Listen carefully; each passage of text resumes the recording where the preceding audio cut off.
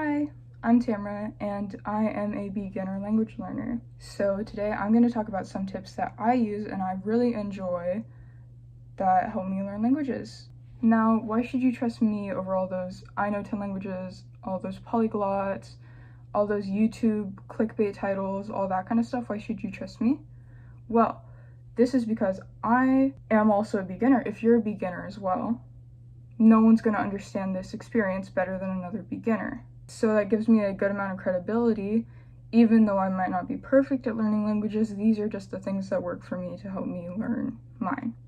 Now, some of these tips I have taken from other YouTube videos, other channels, and I'll try to find as many of those as possible and leave them down below. But yeah, I'll try to timestamp it. I think I forgot last time, but that's my ADHD kicking in. But yeah, let's just get right into it then. Okay, my first tip, this is like a godsend to me, is to keep Google Keep, which is an app that, or a website that Google has created in the Google like marketplace thing, and use this as a digital commonplace for language learning. Now, there's a whole video on this by another creator. I'll leave hers in the description because it's very interesting and very informative. But basically, I have my iPad right here, and what I do is I take posts or interesting information or anything along those lines, and I just color code it, put it in my Google Keep, and then I have that information to refer back to later. I also like to scroll through this information instead of scrolling through social media in the morning because this is much healthier, I'd say, for my mental health, and doesn't like equate to doom scrolling because you're learning. Even if you know it already, you're refreshing your memory, and it helps you like understand more of the context of the language. You can look at funny memes in your target language. You can really customize it to whatever you like. It's very customizable, very fun, and gathering information is so fun. It feels like a little like, I don't know. It feels so fun to just like grab pieces of information, put it, index it in my little Google Keep commonplace, and yeah, very fun. Now my next tip is you need a flexible schedule, okay? I don't care if you stick by a routine every single day, at least make a couple, because your energy levels are going to be different on different days. You're going to have good days, you're going to have bad days, you're going to have medium days, like whatever. But you need to make sure you have multiple routines that you can stick to, or a lot of flexibility in your schedule, so that you don't get bored, you don't have a bad day and then go, I don't want to do this, like I don't want to learn this right now. You can't be consistent with one routine. You need to at least have some adaptability in your routine. Now this third tip is really a tip for me. I don't know how well this will work for other people, but if you have issues when you put on like the Pomodoro tactic or use a timer or anything along those lines, if you just have issues, if you just sit there and wait for the timer to run out, here's a tip. So what I do is I check the starting time of whenever I'm starting a task, and then I give myself 10, 15 minutes, or give yourself like until a certain time period, right? Like give yourself a time to stop or an amount of time to do the task. And then, yeah, you'll be checking the clock, but eventually you'll forget to check the clock and you'll just get zoned in. You'll be very focused on the task at hand, and you'll go past the time limit that you set for yourself. Having a visual timer can be detrimental to your learning experience, your studying experience. Now, this isn't true for everyone, but if timers don't work for you, if you have issues with that kind of stuff, try it out. It's been a godsend for me, might work for you. Tip number 4, we've got talk to yourself in your target language. Now this one's been a bit of a like mental barrier to get over, I'd say, because speaking in my target language at all feels anxiety inducing almost.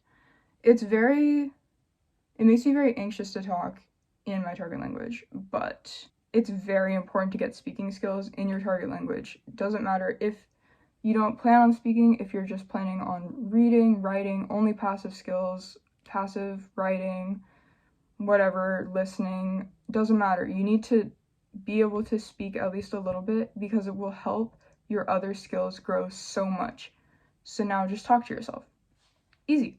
Just go on about your day, talk about what you're doing, watch a show, react to the show, like, oh my god, like, what? That kind of stuff. You can say that in your target language. If you can't, look it up.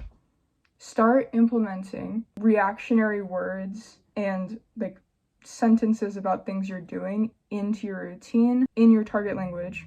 I guarantee you this will make a difference, and it will also help you think in your target language, which is another really important thing to do if you want to get to a high level of language learning. Now, this is a tip that takes some time, but I think it's very worth it in the end. Now, this tip is about studying your energy levels. Now, what does this mean exactly? I mean, it means what I said, but basically, I want you to think about your day. If you don't have an answer to this question, I want you to think about it over the next few days. When in the day are you at your highest? When in the day are you at your lowest point in energy? A lot of people slump in the afternoon, but are you better at night? Are you better in the morning? Are you better in the afternoon even? It really depends on the person, and you need to know when it is best for you to study. Now, obviously, you don't have to do all your studying during this high energy period, but I want you to try to put your hard hitting stuff in this high energy period. So grammar rules for Japanese like me, I put kanji in here, I put vocabulary, all that kind of stuff.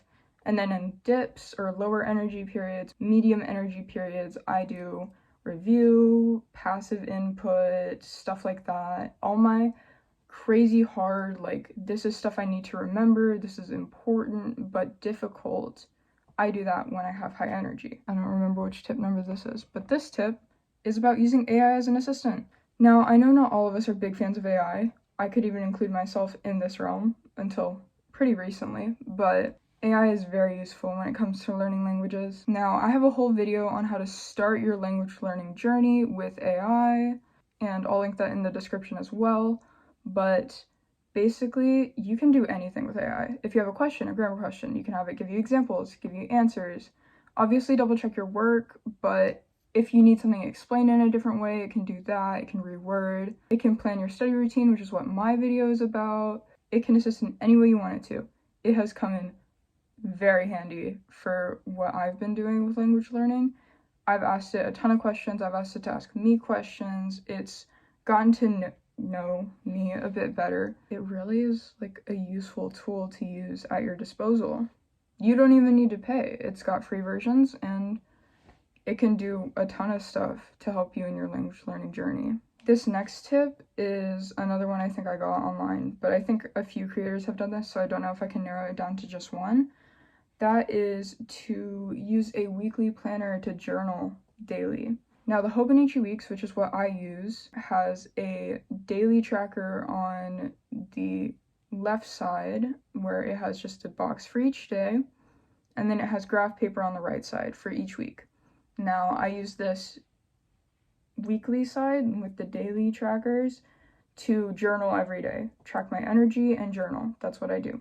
And then I use the graph paper side to track what I did each day and to add some vocabulary I need for journaling, which goes into my next tip, which is writing in themes. This is another video by a creator I mentioned earlier. I don't remember her name, but again, her videos will be in the description. She basically made a video about how she writes in her target language, and this video was very helpful for me. So essentially what I do is I choose a theme every week, and this theme can be anything from habits to emotions to like games. It doesn't matter. Like, it can be any theme you want. It could relate to what you're learning, it could not. Doesn't matter. But just pick a theme each week and then get yourself some vocabulary about that theme. Write it down in somewhere you'll be able to see it when you're writing in your journal. And then just use your journal as a space to write about that theme every week. Pretty simple, but very effective tip, and you will get a lot of very specific knowledge very quickly. Now, this next tip is to write or scribble while you're studying. Now, I personally take very detailed notes, but honestly, it's just the act of writing in general that helps you retain information while you're learning. Now, this is a tip that a bunch of like med students use, law students, whatever. A bunch of like very knowledgeable people use this tip when they're studying, and it has been very helpful for me to write while I study. It's come very much in handy, and it's like a little cheat code almost. You remember so much more when you write while you're studying, especially if you're like just scribbling. I've done this too, where I just like scribble. I do like little circles, triangles, squares, whatever. Just scribble a shape all over a page. You'll retain information so much better. I guarantee it. Now, my last tip I got from another YouTuber, which again I'll leave in the description, and this is to intensively read the first chapter of any book you read. Now, this does not mean you have to intensively read the entire book, but at least the first chapter you want to intensively read, either your first or second read through, just to get a grasp on what the topics are, goals, information, character names, place names, themes, all that kind of stuff will be introduced in the first chapter, so you'll have a better understanding of the story going on. I'm doing that right now with one of my books, and it's been working really well. I can read and understand the later chapters much better. Now that I took intensive notes and read the first chapter intensively, it was very helpful.